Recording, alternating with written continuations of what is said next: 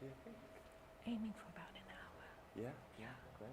And then afterwards we have questions. Yeah. questions. Mm-hmm. I think I'm going to be chairing the session. Okay, great.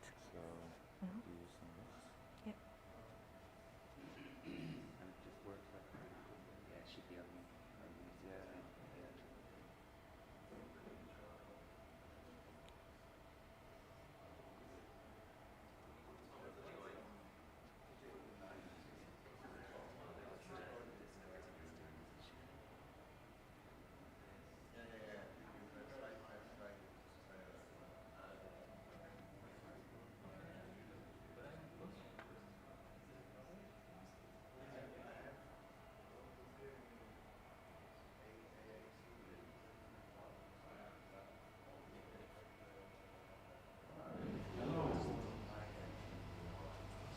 A little bit confusing today. We're starting 9 o'clock.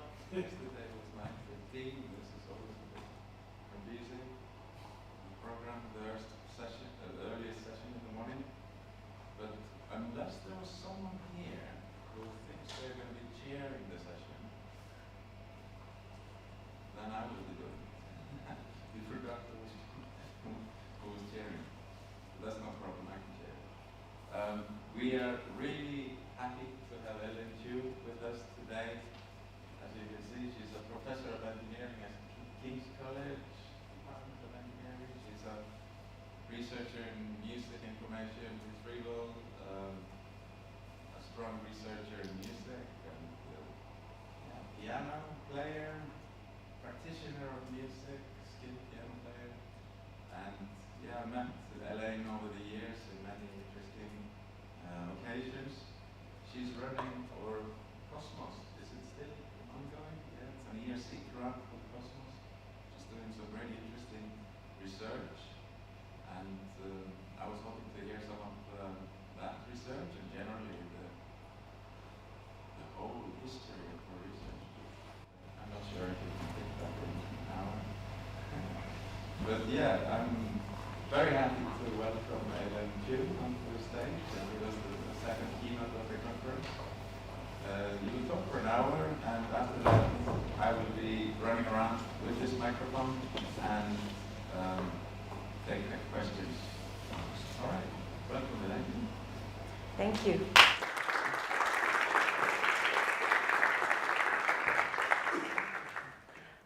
I'm really pleased to be here. Thank you all for showing up on a rainy Friday morning. And Brighton is one of my favorite seaside cities, so it's always a pleasure to come here. And today I've decided to call the talk, to name it, Performer-Centered AI and Creativity. Originally, I had sort of focused the talk on my current work, but then Thor said, can you please give us a historical trajectory of how you got here? So I remade the abstract and the title and dug through all my PowerPoint slides through the years and came up with sort of a series of projects that have led to the one I'm doing now today. So it's been a very interesting exercise for me because it's sort of forced me to reflect on how I chose to be doing my current project, Cosmos. And it all started with my wanting to explain what it is that musicians do. Yes. Oh, my Zoom is not sharing the slides. Okay, let me do that. Sorry. 2 seconds. Was it muted or was it the sharing? It's muted. Oh, it's just muted, you said? Yeah, please unmute the Zoom. Unmute my microphone? Yeah. Is that better? Testing? Can you speak something? Speak something. Okay. Yes, how is that coming through? No? No. So are you sharing your... It should come through the microphones here. I have 2 microphones on me. Oh, it's also the share screen, I guess? Maybe? Yes. And then we should be fine. Yeah. I can't believe... I'm sharing a song. That's on. Why is that We not? can share audio as well.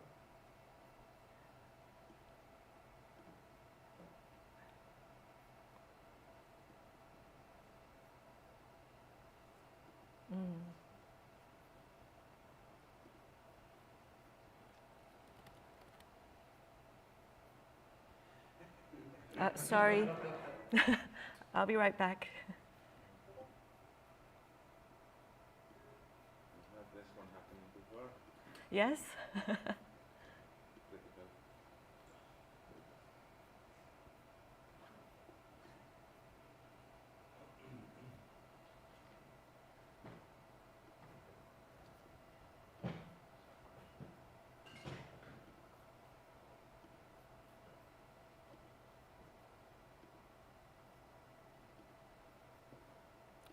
Looking better.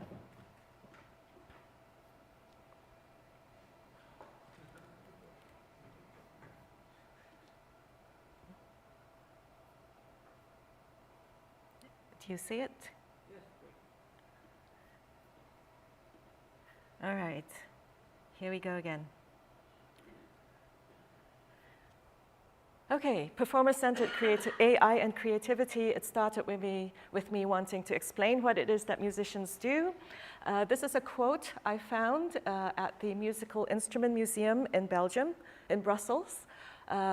It's Robert Moog saying, when a pianist sits down and does a virtuoso performance, he said he, so I put a she is in a technical sense transmitting more information to a machine than any other human activity involving machinery allows.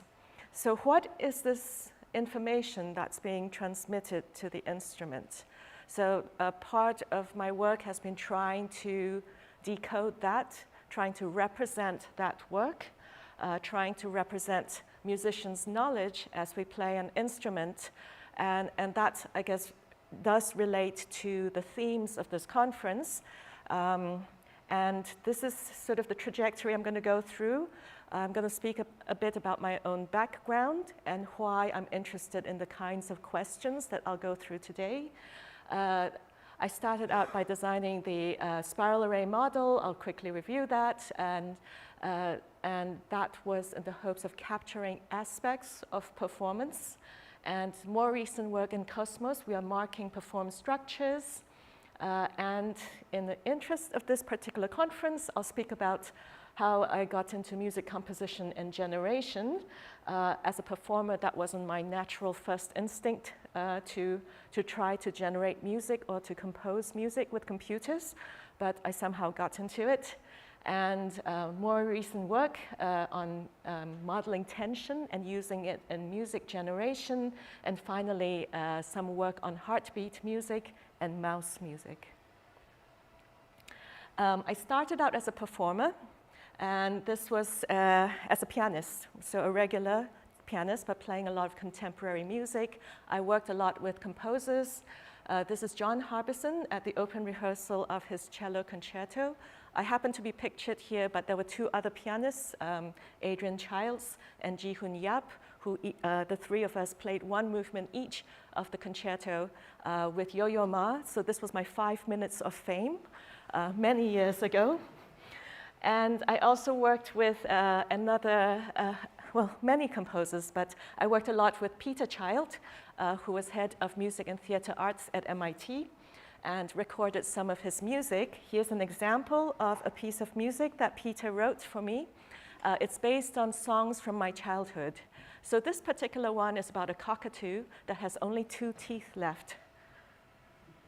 And this is the original song. It's a children's song. Oh no. Why is not sharing sound?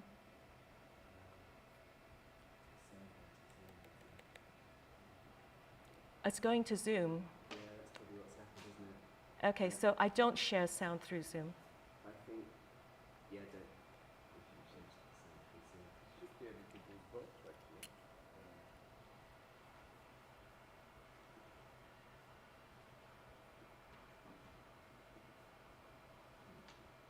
You might need to change your audio device back to the HDMI thing.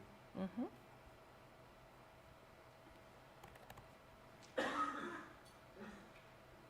Yeah, it's HDMI. Okay.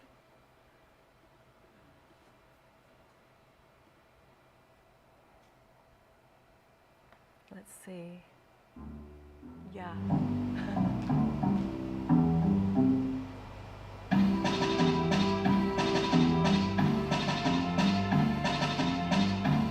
This is a song that's in Malay and also Malay song. This is actually Indonesian.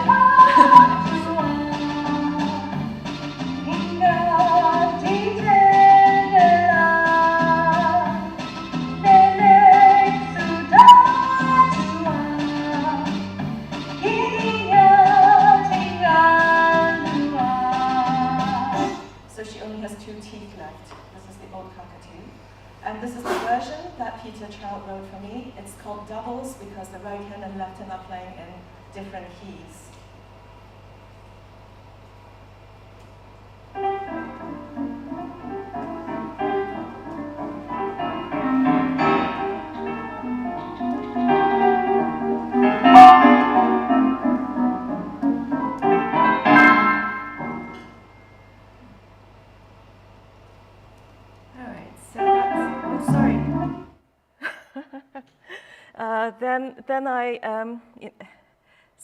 This next project I'd like to highlight, work with Peter Child, was inspired by Cheryl Frances Hode's Haydn's Stolen Rhythm. I think it was a celebration of some centennial of Haydn's, and she wrote a piece of music that took all of Haydn's rhythms from one of the movements of his sonata and put new notes to it to create a new piece of music that had all of the rhythms but completely different notes. So this is the new piece that she wrote.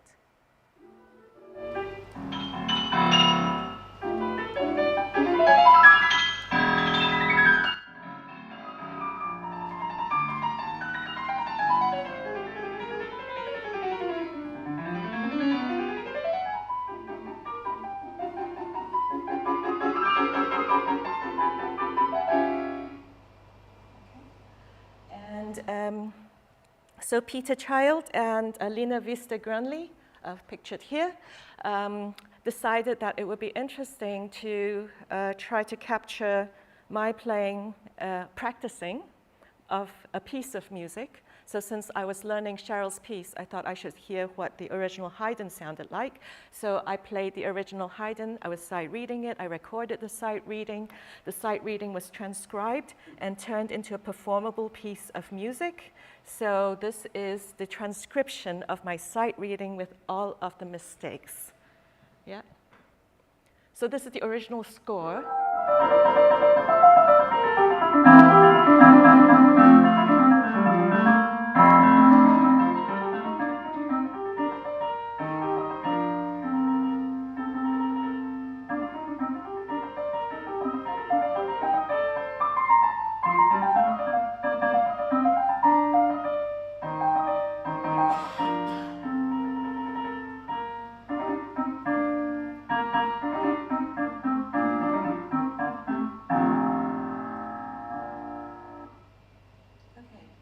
Turned into a score, and someone else had to learn it. So I was one of the people that had to learn it, but I wasn't the only one. And so this is the what happened to practicing Haydn. This is an excerpt from a performance.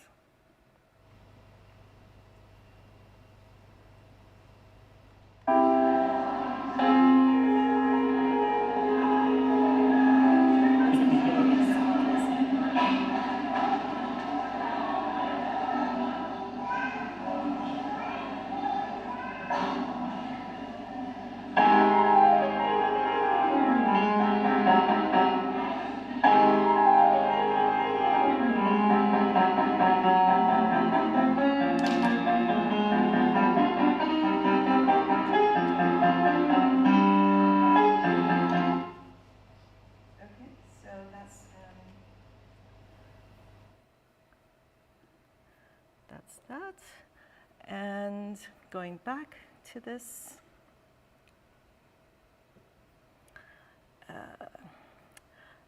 I also got roped into playing some unusual music for a doctored up piano. This is a piece by Odette Bental sitting there in the middle of this hall. And for the magnetic resonator piano, which has continuous sound that can be shaped over time.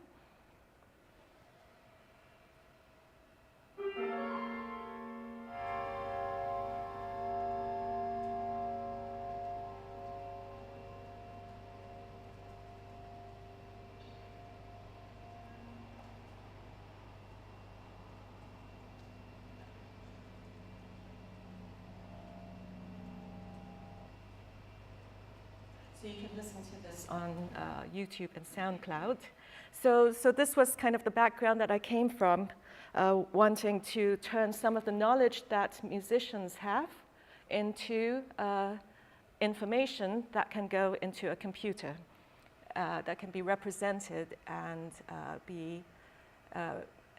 and used in computer algorithms. So meanwhile, I also studied operations research. It took me a while to get to where I am. I started out with an early interior point method optimization. Then in graduate school, I tried nonlinear optimization, followed by computational biology, followed by computational finance, each of those at the beginnings of those fields. And then I discovered that I could apply these algorithms to music, and that was the end of all those other fields for me. I started working on music by modeling mathematically tonality, because as a pianist, it's kind of one of those instruments where you get to hear and play around with harmony. And I wanted to represent what it is that pianists know when you play a piece of music. You're keenly aware of the harmonies, of the tonality, where it's going, and that helps you play the piece of music. And this work was inspired by work by Longit Higgins and Mark Steedman, who came up with one of the early algorithms for key finding, noting that in this harmonic network, the horizontal axis are the perfect fifths, the vertical axis are the major thirds. That little L shape there represents all the notes in a major key, and you can slide it around and can get different major keys. And this represents a harmonic minor key, and you can slide this around and get different harmonic minor keys. And this is how they recognized key, by looking for how the notes matched these shapes. So in my thesis, I looked at this representation, noting that the notes repeat, the pitch classes repeat. And in the old days of the transparencies, when you shine a light at this plastic thing with text printed on it, you could take the two Ds and you can roll it up and put the two Ds over each other, and you'll be able to see this helix over here. Yeah. It will shine through. And this helix means that we're now in 3 dimensions, and we now have an interior space for representing clusters of notes. And so this interior space, if we look again, over here, the chords triads are represented as triangles, and if we represent each triad by a point in its center, we have an inner helix for just the major triads or just the minor triads. 3 consecutive major triads uniquely define the key, so these form further triangles, and the center of those triangles form the representations for the major keys, and so you get an inner helix representing the major keys. You can get one for the minor keys, and so we have the structure of these nested helices that represent different hierarchical groupings of notes that form the basic structures in tonal music. And this can be used to detect key as it's evolving, and chords, and tonal harmony. This is PDQ box, so it's tonal, but not quite. So we get the keys. No, the key is the G major there with the little rhombus thing. The triangle is the current chord, and that little tracking thing is the center of effect of the notes that are being played right now. So we're tracking currently what the harmonic context that the notes are generating as it's being played.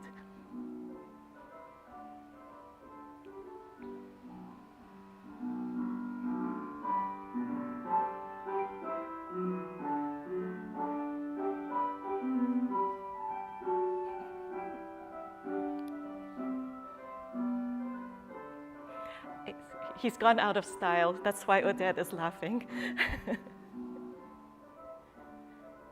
And you're going to see when he does something that's weird, that trail is going to go farther away. Like that, yeah.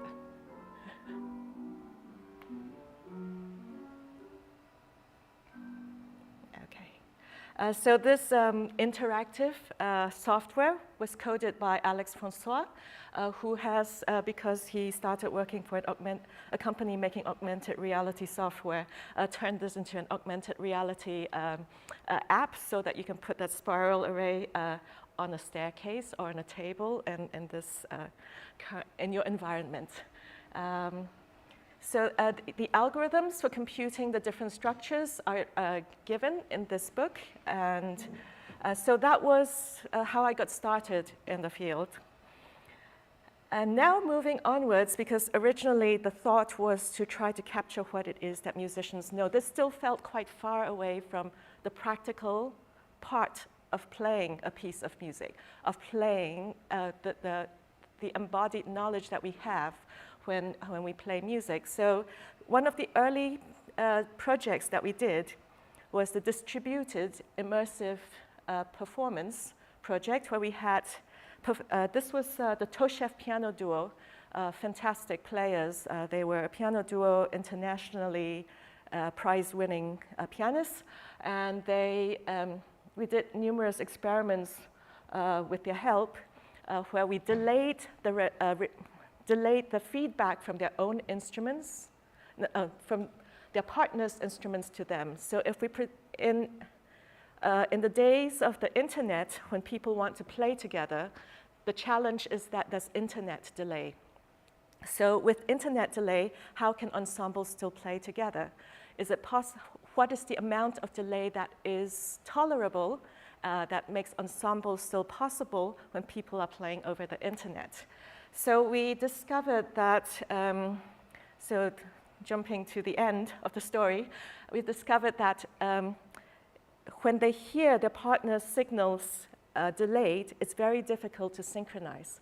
But if we delay their own signals to their own heads, to their ears, to line up with their partner's signal coming in, they could play much better in sync. And so it seems counterintuitive to delay your own instrument's sound to yourself. We could do that because these were electronic keyboards. And this is the video that showed this discovery.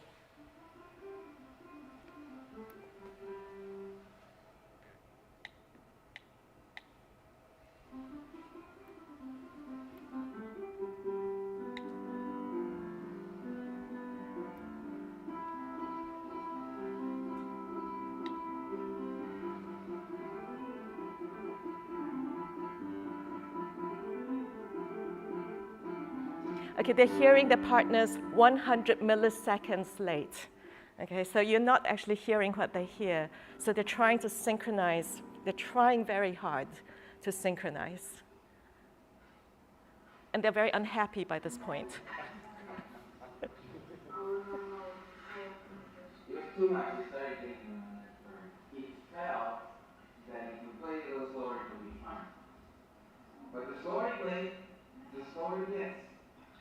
And the slower he plays, the slower it gets, and at some point it might stop. But it makes you feel that it's going to be alright to play slower. But now I have a confirmation and a proof that it does more. You were asking whether the frequency will improve. You're just so fed up and didn't even keep up with somebody. Situation we talked about is just we will never be satisfied at the moment when we play nothing here because it's not the way the audience is. Can we both hear what the audience is hearing? That can be arranged.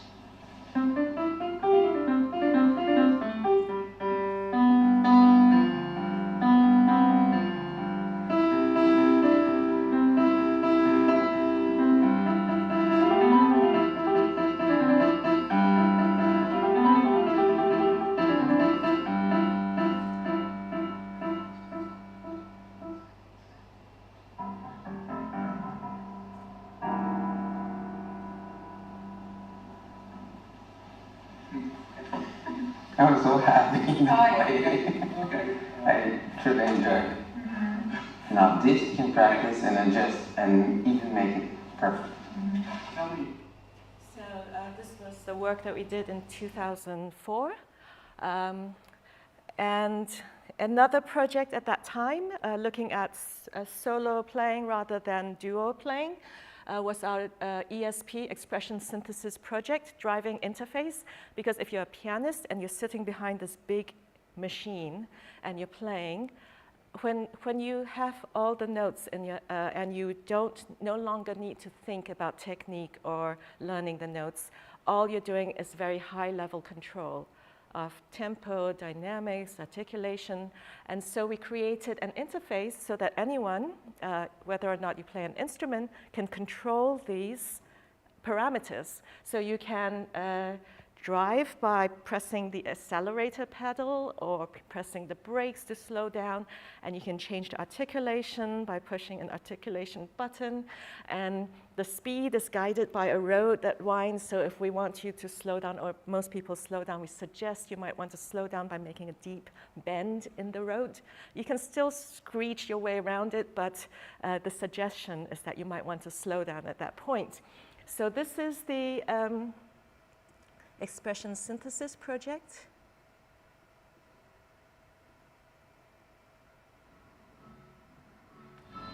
Welcome to ESP, the Expression Synthesis Project, where performance and interpretation can be realized through a driving interface. Anecdotal evidence suggests that performing a piece of music is very much like driving a car. In ESP, we take this metaphor to the next level to allow novices to interpret and perform a piece of music by driving. So you see the road and the white lines are coming at 1 per beat. So you have a sense of how fast you're going. And the speed is in miles per hour. So 20 or 40 is slow, 60 is kind of normal. And when you go to 120, that's way too fast. And so this is kind of corresponding to the beats per minute kinds of numbers that we're used to seeing in music. Okay, the other performance project that we did was inspired by the OMAX program that is part of another ERC project called REACH, led by Gerard Assayag. So Mimi has the underlying factor oracle that the OMAX program uses to recombine music that is given by the performer. So the performer gives music to Mimi, which is multimodal interactive musical improvisation. And here is Isaac Shankler improvising with Mimi. So whatever he plays comes up from the middle line, and at the bottom frame, that is Mimi's memory, that's Mimi's brain. And we show here the needle jumping around is where in this memory we're sampling music from to generate music coming out from the right. So this is an interface that allows the player to see music that's coming for 10 seconds before it plays, so they can prepare. And after they play with it, there is what was played on top of what has been sent by the machine. And so you can reflect on what you've played with the output from the machine. And so this is over here, this shows the growing memory that Mimi has, and we gave to the player the ability to wipe its memory, to start anew. So you can press a button and go, well, clear the memory, we're starting a new section. So this gives the performer control over the generation. I do want to, so over here, Isaac has annotated that in his mind, Mimi is planning. Planning is the music coming out from there. Mimi is learning from him because he's playing new music that Mimi pulls into its memory, and when Mimi is playing. So these are states that Mimi has and combines over time.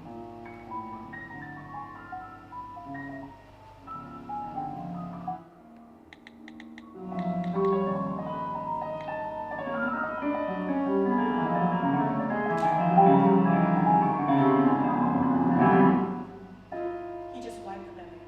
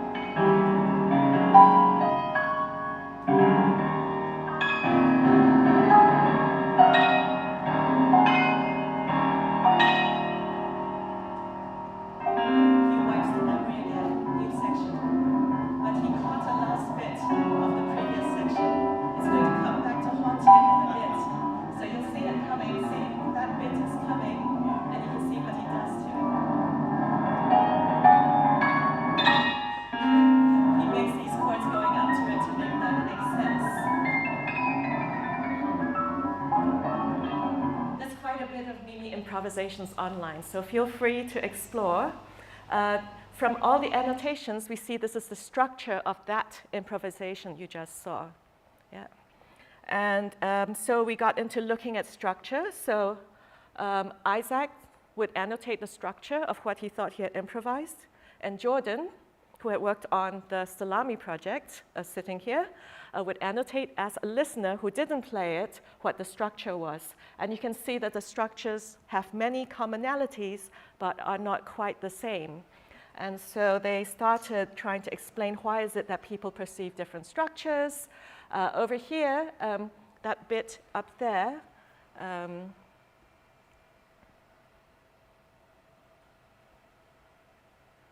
we hear it? Yes.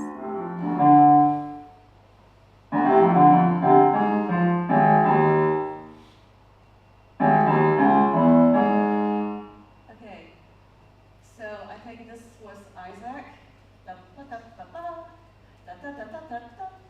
And then a new part. Dum, bum, bum, bum, bum. But I think this was Jordan. He can correct me if I'm wrong. That was part of the previous one. And then dum, bum, bum, bum, bum. And then that's the end of that section. Yeah. So these were different ways of conceptualizing the structure of the music. So the next thing that Isaac improvised on was actually the structure of Mimi.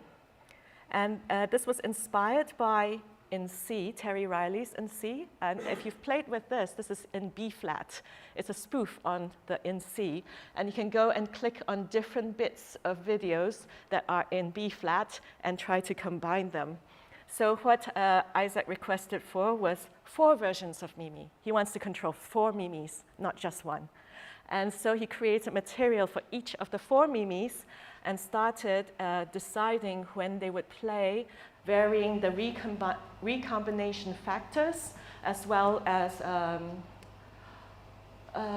also adjusting the volumes, how they fade in and fade out. So he had a little panel where he could adjust and control high-level structure of these improvisations.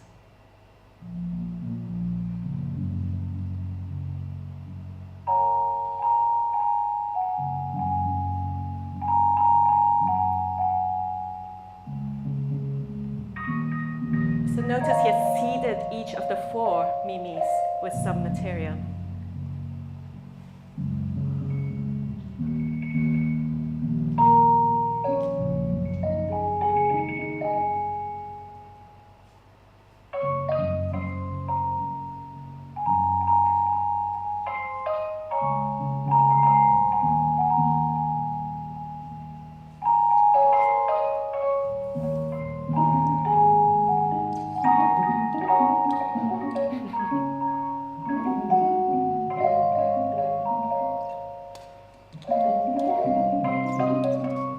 Okay, so these were sort of principles he wrote down. Tonally, the oracles must coordinate harmonically, how he chose the material.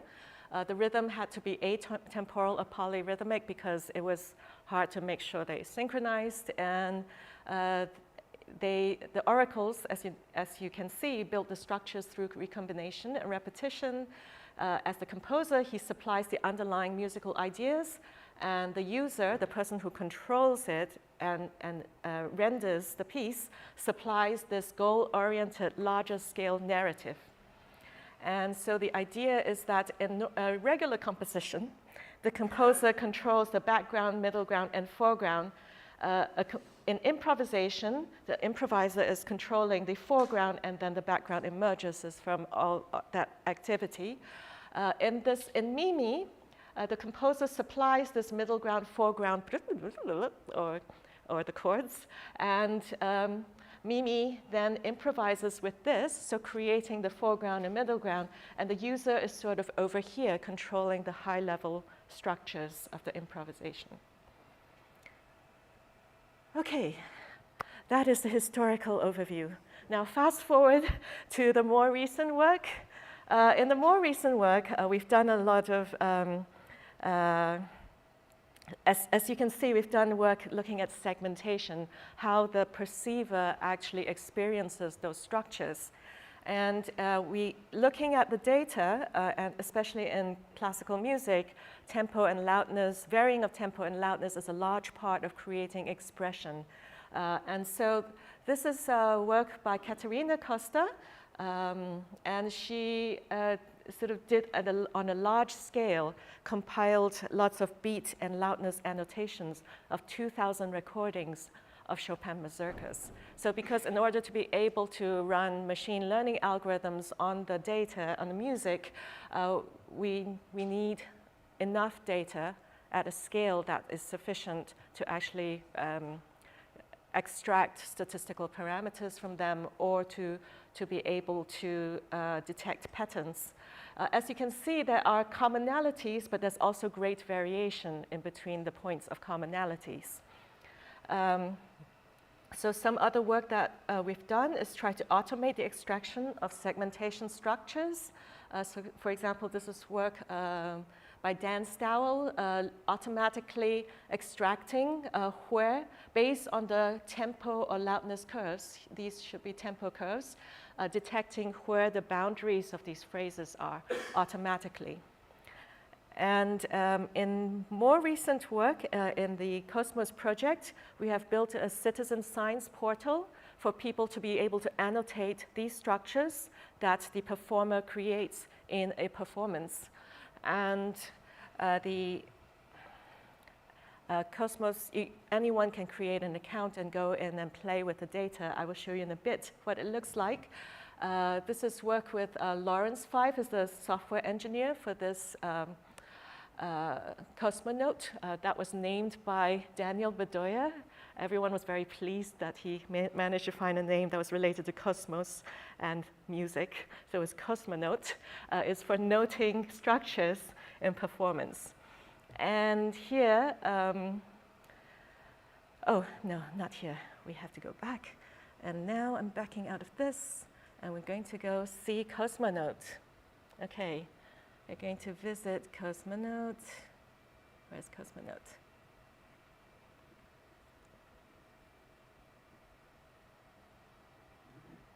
Okay, this is Cosmonaut. And so we have a layer that is the audio. We can layer on notes. That's the MIDI notes. This is the pedal. The loudness, tempo, and if you've marked in where the boundaries are,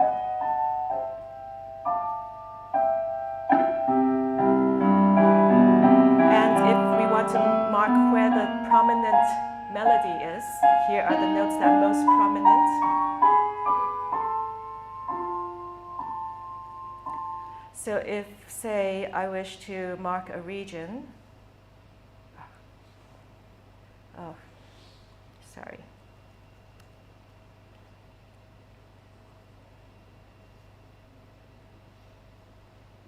This is a region. I can zoom into this region, and I can change the boundary.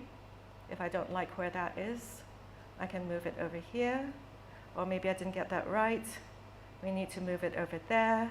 So there's a way to zoom in and zoom out very easily and to save annotations for computations. And this is an inspector window where you can see your regions. You can look at your boundaries. And so this is a way to collect data. So I know that in, oh gosh, so sorry.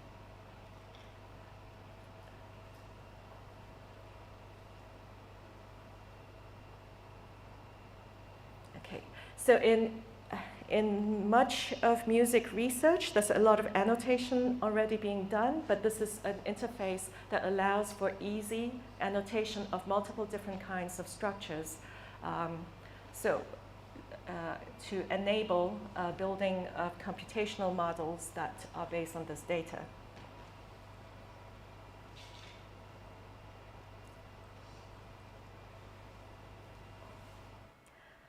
Okay, so you saw that I had, in the last bit, highlighted notes that were the melody. So related to this was work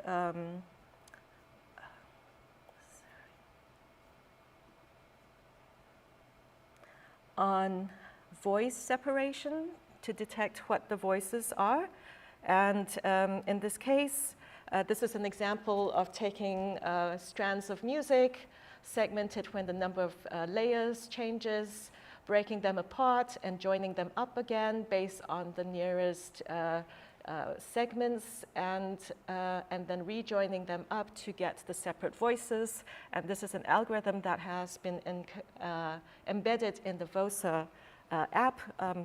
So it looks gray and very old because it was from 2004. And now, okay, we need to get back to composition and music generation. As I said before, as a performer, it was never my intent to be generating music or to compose music. However, and many students came to me asking to do music generation. In fact, it's the very first thing that engineers want to do when they want to work with music. And I normally say no, or don't you dare. And so until I met Anna Huang. So she was an undergraduate who was I think Anna's not here, but it's like a parent showing baby photos of a person who is now grown up. So this was back when Anna was an undergraduate, and she wanted to work on music composition. So she created Palestrina PAL, which checked all of Palestrina's rules on Palestrina's own compositions, and found that Palestrina broke his own rules. And so this was one of the early work that Anna did, but nowadays she's doing much more sophisticated work. Then another student came, Qinghua Chuan, who wanted to harmonize Radiohead. She wanted to harmonize new melodies in the style of Radiohead.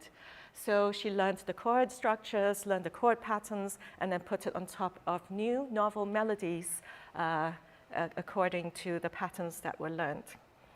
And at this point, before I go to the third person that came along and wanted to do music generation, and this was Doreen Hermans, but first I need to go back to the spiral array model and show how we can use that to actually quantify harmonic tension.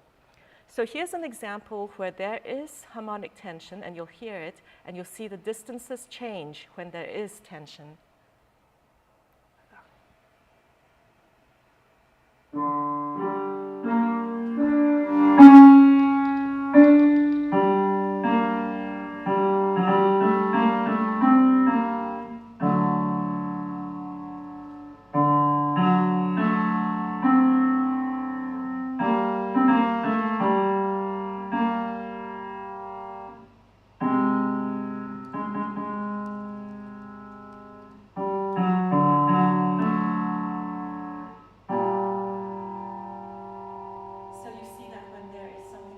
Dissonant, it goes very far away because it's veered far away from the context. And so this is what we use in the tension model. So the cloud diameter tracks the current cluster of note and how dispersed it is. So the more dispersed it is, the more dissonant it sounds. So that's a measure. The diameter is a measure of the dissonance. The tensile strain measures how far the current context is pulling away from the original key. So if you're veering far away, you have to come back again, and that causes tension. The cloud momentum is how quickly the chords are changing from one beat to the next or from one window to the next. And so this shows how quickly the harmonic context is changing. So if it's changing very quickly, you can get whiplash if you don't slow down enough. So this is one of the things that performers manage as the music is being presented to an audience. So here's an example. This is the Tristan chord right there, and it shows the three measures and what they look like as the Tristan chord appears. Yeah.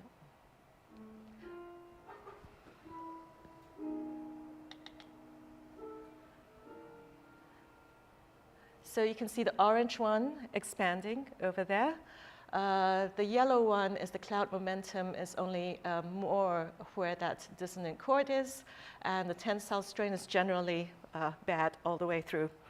So this is how harmonic tension works. And now I'm going to show you how we use that in the Morpheus music generation algorithm. And this was the work of Doreen Hermans in her Marie Curie project.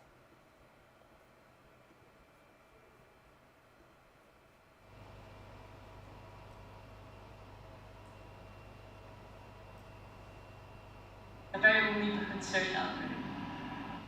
The tension model is based on the spiral array, the cloud momentum. Tensile strain measures the distance from the global key, and the cloud momentum measures the harmonic motion.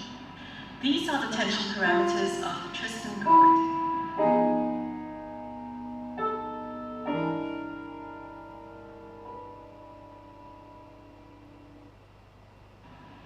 We use David Meredith's pattern detection algorithm Cassandra to find repeated patterns in a music piece. Here is an example of repeated patterns in Bach's Well-Tempered Clavier, Prelude 20 in Book 2.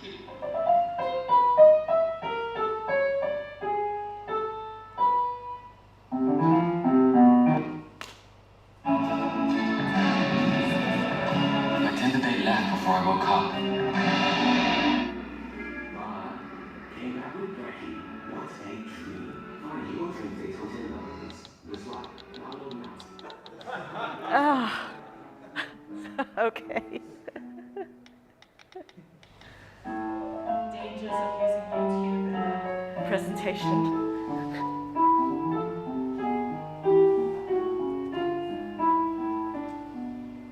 We put these tools together for music generation. We first calculate tension parameters of a template piece and its repeated patterns. This template piece is then populated with random notes, keeping the rhythms and repeated patterns intact. This sounds pretty random. So you start with random notes. It's very We bad. use a variable neighborhood search algorithm to iterate towards the target tension profile. And you constrain it so that it follows the tension profile of the template piece.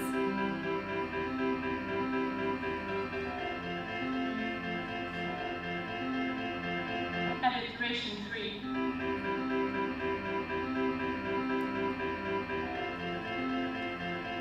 You kind of have to stop before you end up getting the original piece back. So.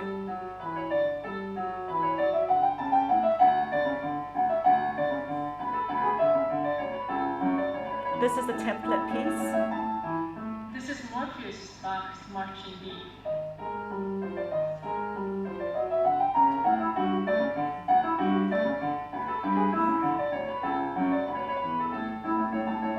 Morpheus pieces have been performed internationally. Thank you for watching this video. Okay, so that's Morpheus. And I wanted to show you one more Morpheus piece, a slightly longer one, or actually two more Morpheus pieces, just so you see how the patterns sound. So this one is Eine kleine für Elise, which is based on Für Elise.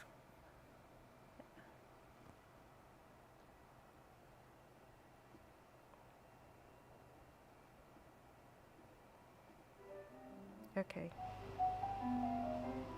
Let me get the sound up.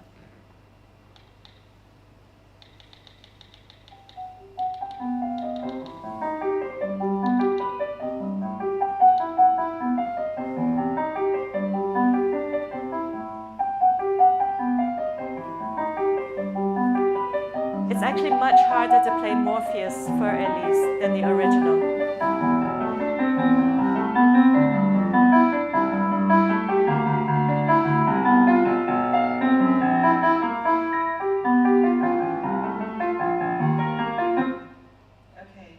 We also did it for a string quartet. This is the Singapore Symphony Orchestra string quartet, and the template piece was a Stravinsky's trio.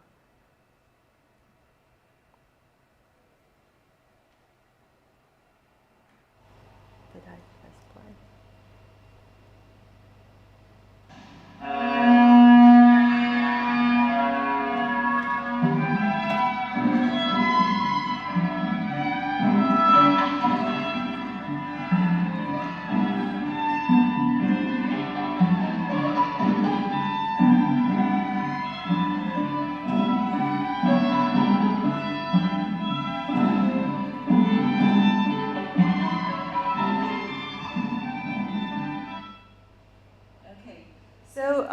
after that, we were approached by, this is a different project now, by a cardiac, thoracic anesthesiologist who assists in heart transplantations.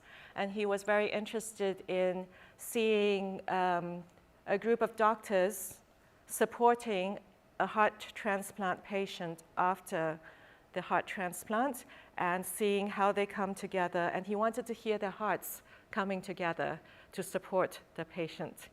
And so the data was close, but we didn't have the synchronization details. But as a proof of principle, this was the mapping of the time frequency coherence between each medical team member and the patient. So the patient, you will see, has actually a much faster heart rate because when a heart is transplanted, it loses its autonomic connections to the brain. And so it doesn't have that regulation coming down from the brain, at least not for quite a while before that gets reestablished. And so the heart beats much faster, has much lower variability, and whereas the doctors have normal hearts. Heart rates of different persons are used to trigger sounds. Each heartbeat triggers a note. This is Emma In Fried total, there are speaking. 6 simultaneous voices in this application, 1 per person. The pitches for the patient were predefined and inputted to a Python script. A rule-based system was then used to map TFC values to notes for the medical staff members. We explored a range of different sound modes using this mapping. The ones included in the paper are synthesis of glockenspiel sounds and sampling of pitch-shifted cello plucking sounds. The rule-based system allowed us to map distances between pitches in the spiral array based on average TFC values between the patient and each medical team member. High TFC values resulted in pitches located far away from each other in the spiral array, that is, more dissonant pitch combinations, whereas low TFC values resulted in pitches close to each other, that is, more consonant pitch combinations. In order to further highlight the rhythmical structures of the heartbeats and TFC changes over time, we also created a visualization of the sounds using processing. The visualization was designed as a 2D display in which each person is represented by a square on a dedicated row. The patient square is displayed at the top, with medical team member squares situated below. For every heartbeat, the squares move a step to the right. TFC between each person and the medical staff and the patient was mapped to a blue component of the color of the square.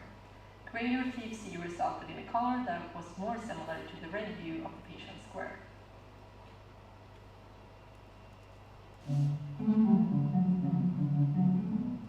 So the patient's heartbeat is at the top, the fastest one.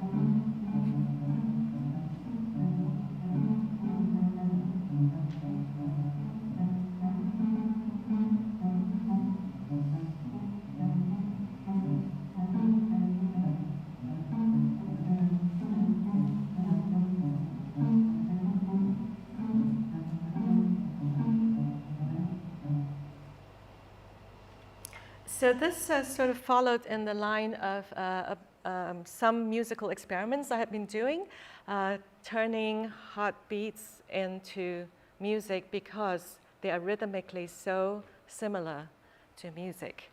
So this was first implemented at the Radcliffe Institute in a summer fellowship. I had 3 undergraduate assistants, research partners, who helped with this.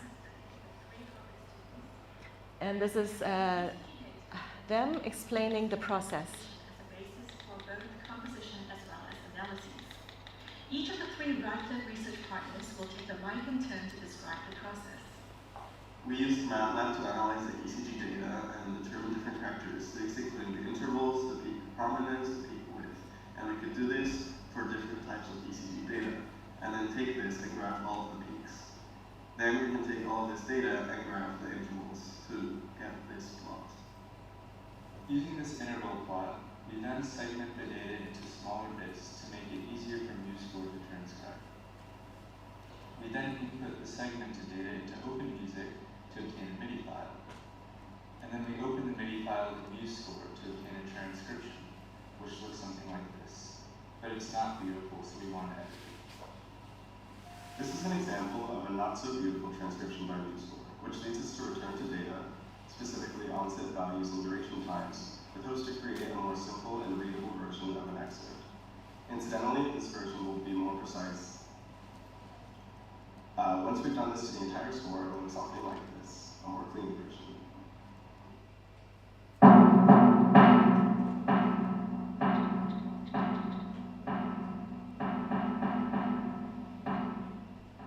Doesn't this sound just like Mars from Pulse? Yeah. So here we'll have a version of pulse set to the rhythm from the ECG. Okay, so this is the music.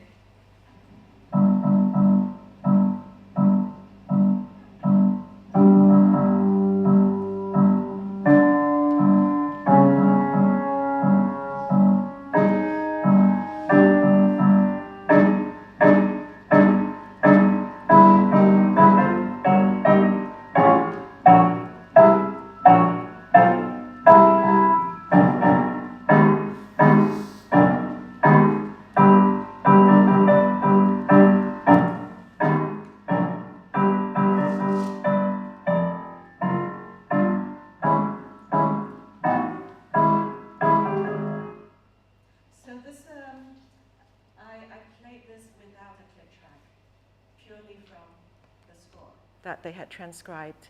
So it's quite amazing that it aligned beautifully with the ECG signals. In this next one, I actually had a click track of the original ECG and played along to it. In this recording, the heartbeats have been created from the ECG, which is an electrical and not a sound signal. It has been transposed into the audible range so that you can hear the heartbeats.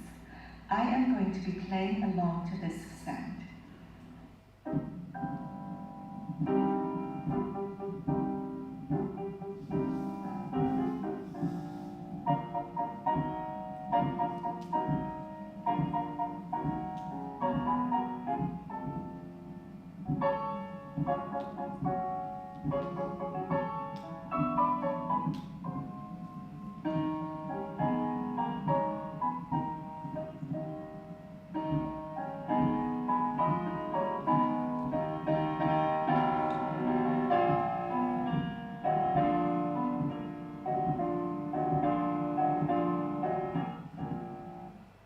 Okay, so to prove why this works, because the interesting thing here, apart from you getting some nice music from it, is that the fact that the music actually sounds so natural. It doesn't sound wrong. And so I took a bunch of data and plotted the ratio between consecutive time intervals between those beats that you hear. And you can see that in this particular case, ventricular ectopics, as you would expect, most of the heartbeats are gathered around 1. The ratio's around 1 is what you would expect. It's almost never exactly 1. So underneath this red line is a white line. It's usually around 1, not exactly 1. But you also see peaks around 2. Again, you know, there's a gap here, around 2.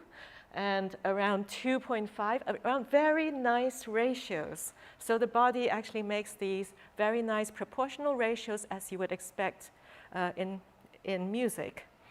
And so these are those ratios which can be notated nicely in music. And so this shows that, that there are very nice musical patterns in abnormal heartbeats. And this is true for not just ventricular ectopics, for atrial fibrillation, for different kinds of disorders. And then more recently, this past year, I was approached by, I was introduced to Ed Licata, who studies mice. And you study mice because he studies aging. So if you studied humans aging, you need a few lifetimes to be able to do it. But if you study mice aging, you just need a few months per generation. And so it's possible to see mice age over a relatively, comparatively short period of time. So this is what happens when the heart ages. The autonomic, one of the things they were showing is that as the mice gets older, the heartbeats no longer can have that nice variability that the young mouse has. And so the old mouse no longer has that beautiful variability. So heart rate variability is a sign of health, and low heart rate variability has been associated with all-cause mortality. And so they showed that actually if they block the signals from the brain, the heart rate goes down, but it regains that variability. So the heart's own internal brain is able to generate variability that might, as the mouse gets older, have interference from the brain as the brain deteriorates.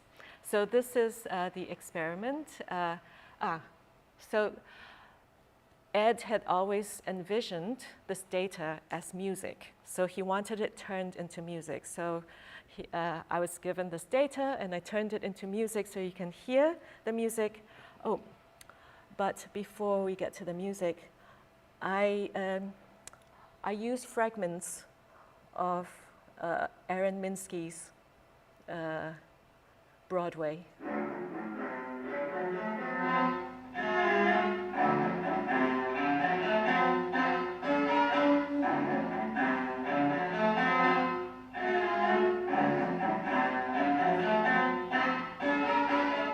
Okay, so with that in your mind, now listen to the mouse music.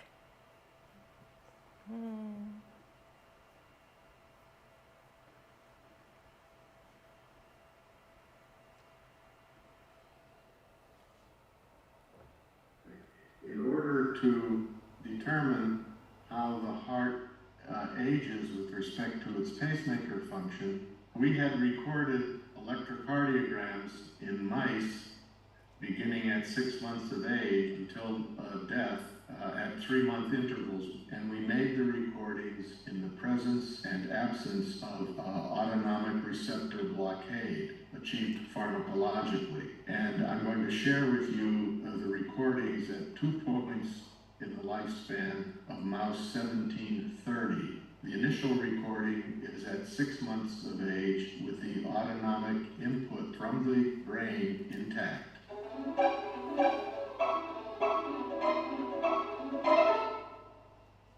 Now we block the autonomic input at 6 months of age.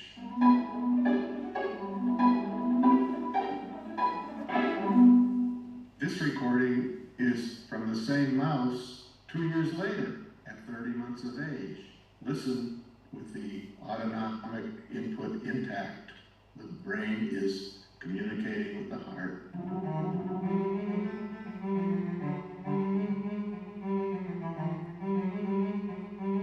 Now, listen what happens in old age when the brain input to the heart's pacemaker is blocked.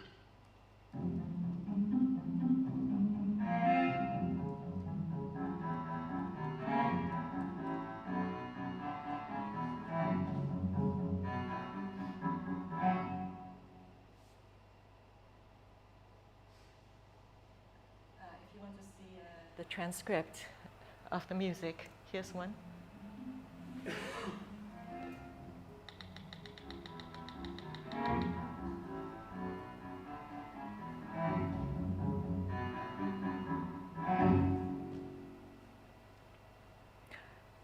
Okay, so that's mouse music. I forgot to tell you, mice have very fast heartbeats.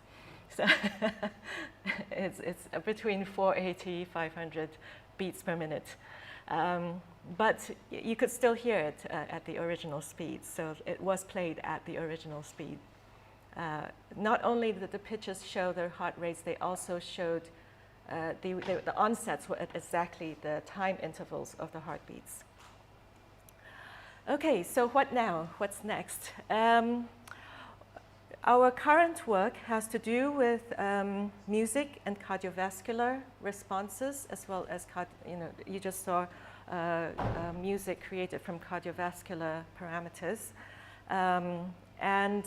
We are now, in the context at King's, we are in both engineering and biomedical engineering, so we work with clinicians with access to the clinical research facilities, and our aim is to not just model the heartbeats, but also to see how we can use music to modulate body's physiological parameters. And so in this context, we actually have a postdoctoral research associate position open right now for about 2 years, depending on when the person starts.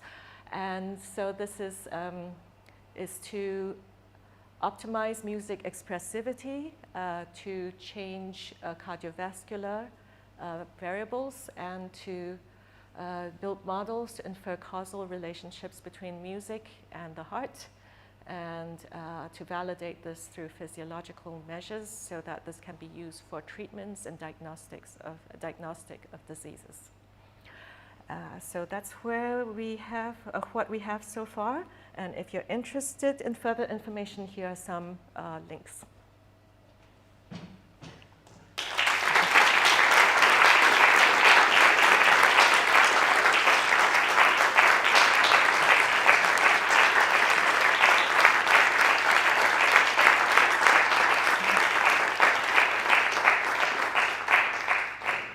Thank you, Elaine. Beautiful talk. Embodied computational musicology. We have time for questions. So please raise your hand and I'll come running with the mic.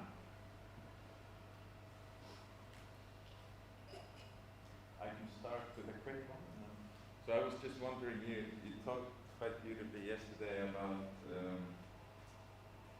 how you couldn't describe music with text because it's abstract and you can't reach it. But in a way, you have this very computational approach to music itself, to analyzing it through mathematics and so on. Right.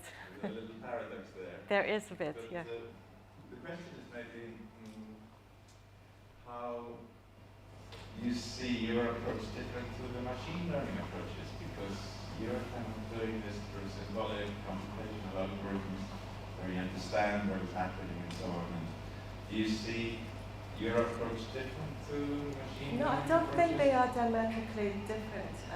I think that these approaches can be incorporated into machine learning approaches, these representations.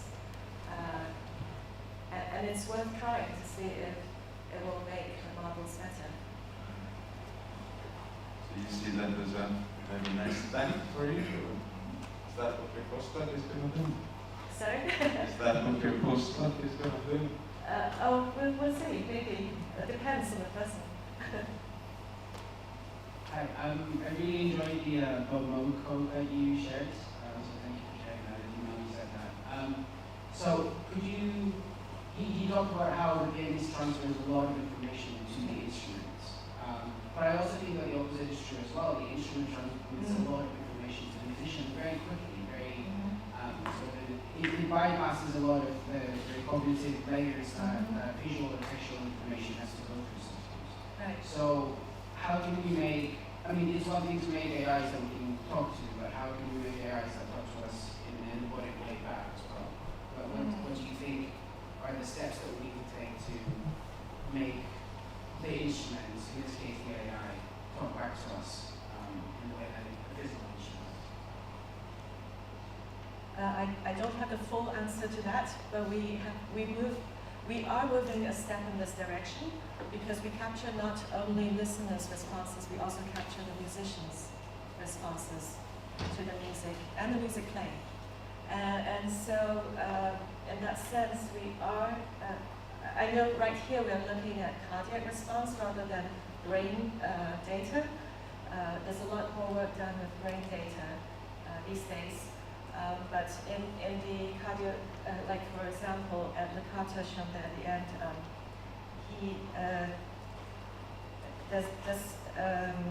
within cardiovascular science, they have discovered that the heart also has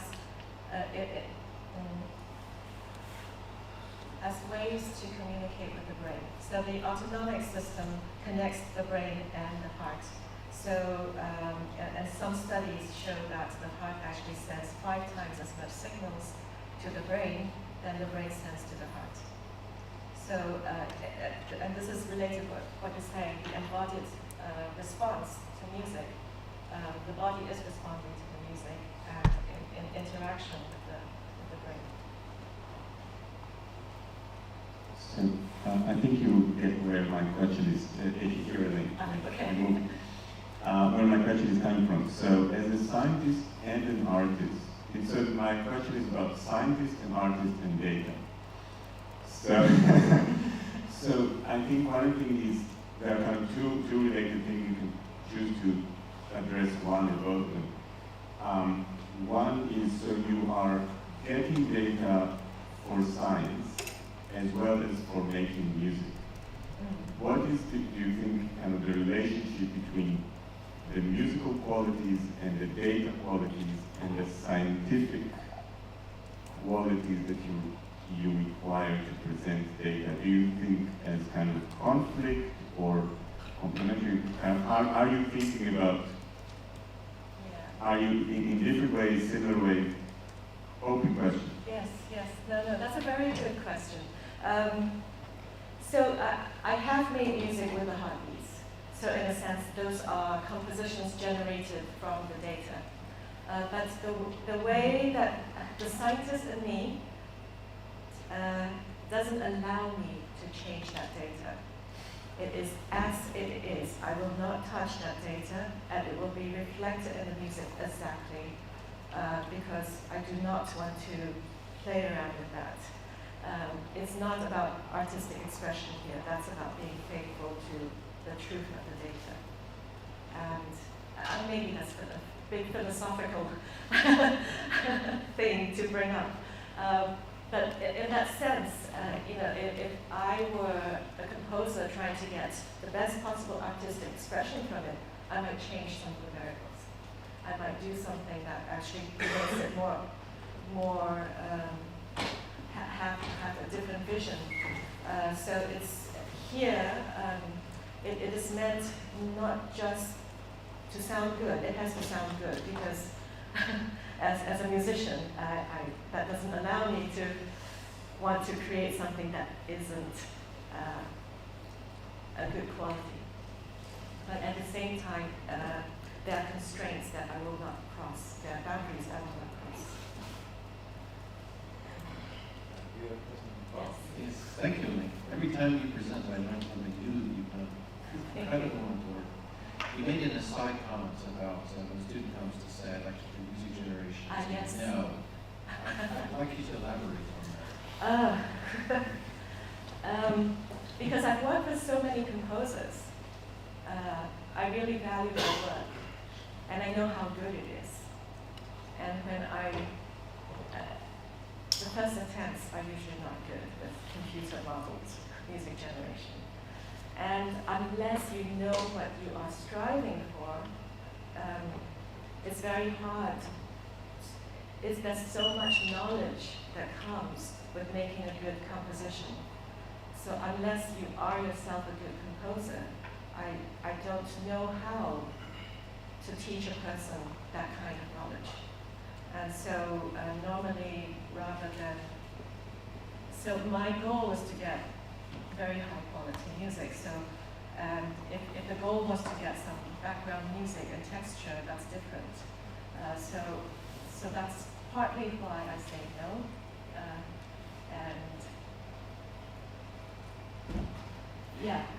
And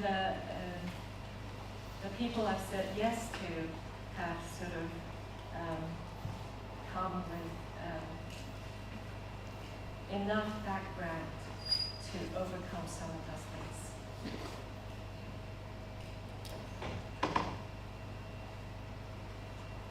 Okay.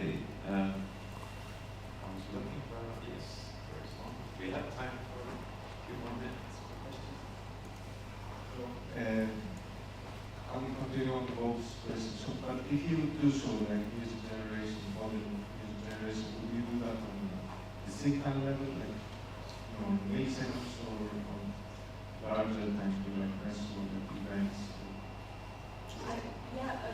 I think that's purely a choice. They're not, to me, they're not that different.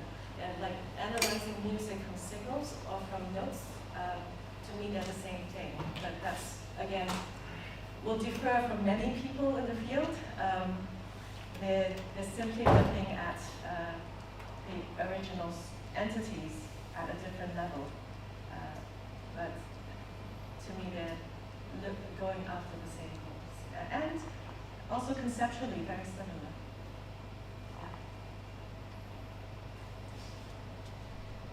Thank you for the talk. It was really great. I was wondering what improvisation and what role improvisation has in these artistic expressions that you have. So, like, why would you choose to have an artist improvise or compose? Like, where's that decision made and why? Could you elaborate on where that question comes from? Sure. So some of the I'm just interested in, like, for instance, you had an example of someone who was improvising to generated music. Yes. And I was wondering, from like a designer of that experience and a musician yourself, what improvisation affords in terms of like a performative experience when you have a certain technology. That was the example of Isaac improvising. Isaac is also a really good composer. And he's a keyboardist and plays on a whole range of keyboards, including the piano.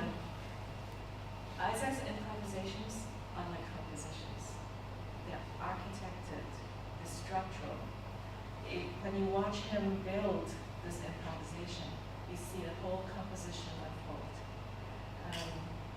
I really enjoy that. And it's hard to say. It's kind of on a person-by-person basis on the artist, on just what their mind is, on what they represent, and what they can do.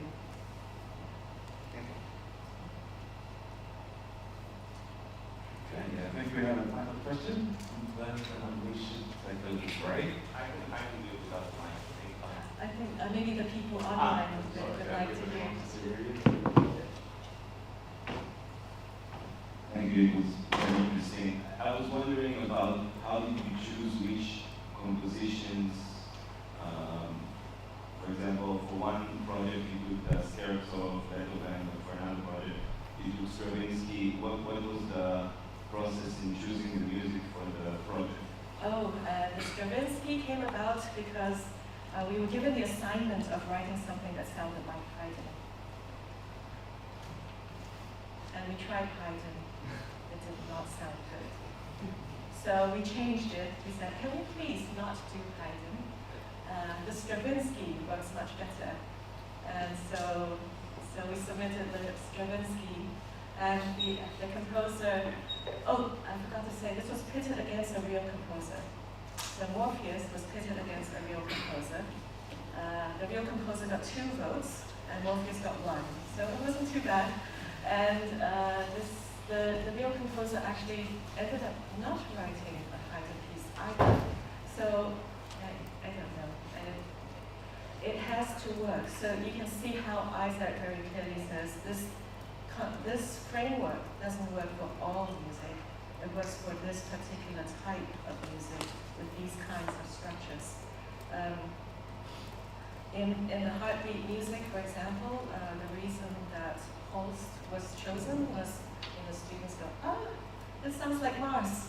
Okay, we'll take bits from Mars, and so that's how it happened. Okay, thank you so much, Elaine. Thanks for